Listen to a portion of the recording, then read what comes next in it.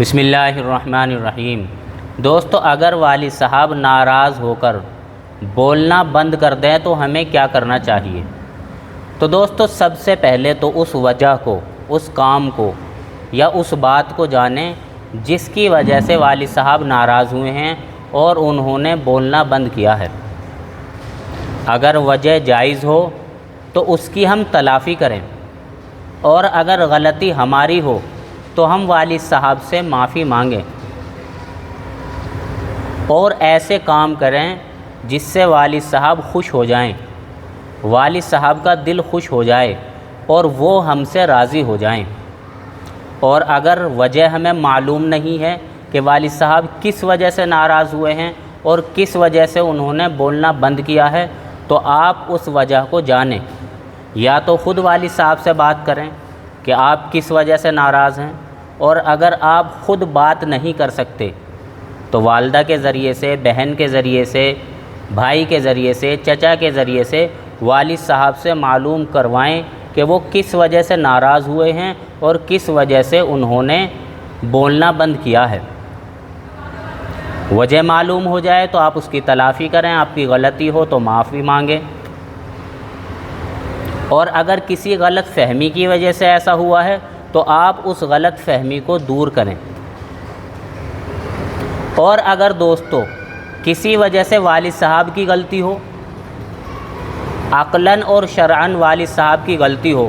تو آپ ان کی غلطی کا، ان کے غلط ہونے کا فیصلہ نہ کریں، بلکہ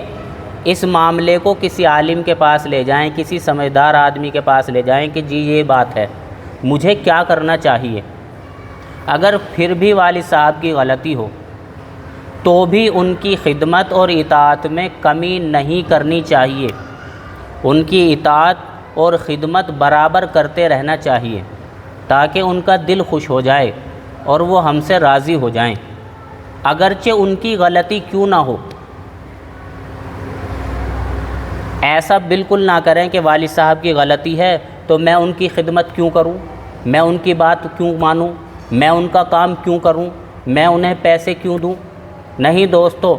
ان کی غلطی ہونے کے باوجود بھی آپ کی ذمہ داری یہ ہے آپ ان کی خدمت کریں، اطاعت کریں،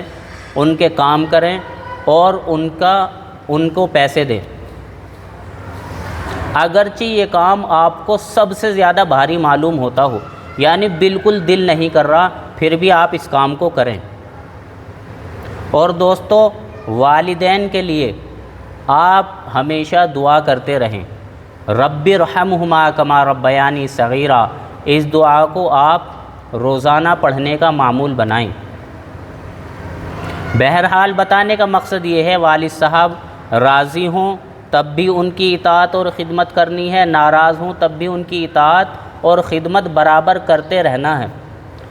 حضرت عبداللہ بن عباس رضی اللہ عنہما فرماتے ہیں کہ آپ صلی اللہ علیہ وسلم نے ارشاد فرمایا، جو شخص صبح اس حال میں کرے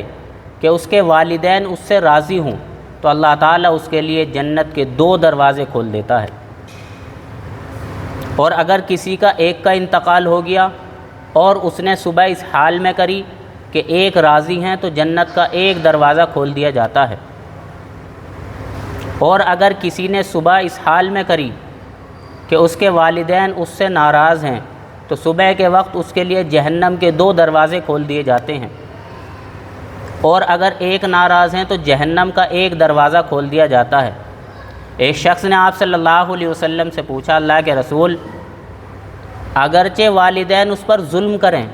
تو آپ صلی اللہ علیہ وسلم نے 3 مرتبہ ارشاد فرمایا، اگرچہ والدین اس پر ظلم کرے، اگرچہ والدین اس پر ظلم کرے، اگرچہ والدین اس پر ظلم کرے۔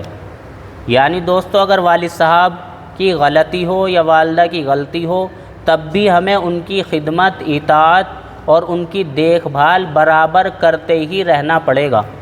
اللہ تعالیٰ ہم سب کو صحیح سمجھ کی توفیق نصیب فرمائے۔ وآخر دعوانا ان الحمد للہ رب العالمین۔